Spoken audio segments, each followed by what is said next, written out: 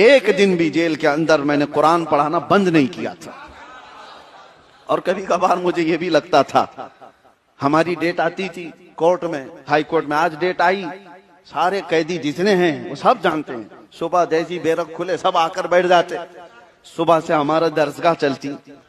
कुछ ऐसे कैदी थे जिनको एक आयत पढ़ाने के लिए 40-40 बार रिपीट करना पड़ता था। आज ही मैं अपने भाई से कह रहा था कि मेरे वालिद जब पढ़ाते थे तो वो बहुत अच्छे अंदाज में 1-2 महीने के अंदर बच्चे का दिमाग कैप्चर कर लेते और उसको पढ़ा देते थे। हमसे होता नहीं, गुस्सा आ जाता है, मार देते हैं किसी को।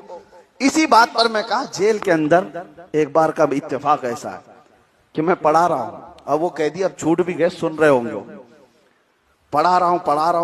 एक दिन ऐसा हुआ कि एक हिंदू लड़का है, सब साथ में रहते थे, और वो लोटा हाथ में लिए जा रहा है, मैं अंदर बैठा हूं और वो गुनगुनाते हुए जा रहा है, अम्मा यतसाअलून। मैं पूछा कौन पढ़ रहा है? कहा वो हिंदू है। उसको मैंने पूछा तू कैसे पढ़ रहा है? कहा आप जो बैरक में बैठ करके उसको इतना पढ़ाते हैं वो सुन सुन के वैसे याद हो गया। यह हकीकी बात कह रहा हूं, एक दिन भी हमने नागा नहीं किया। और शायद इस वजह से जब डेट आती थी सारे लोगों की निगाहें और सारे लोगों के कान खड़े रहते थे, क्या फैसला आ रहा है, क्या सुनने में आ रहा है, क्या न्यूज आएगी। और उसके बाद हर न्यूज रिजेक्शन की आती, वो सबको पता है, अंदर भी फैल जाती, नहीं हुआ, रिजेक्ट हुआ, नहीं हुआ, यही सब चीजें।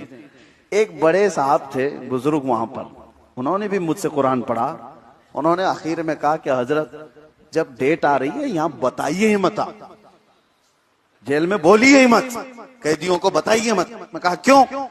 कहा यही कमबख्त दुआ करते हैं कि रिजेक्ट हो जाए।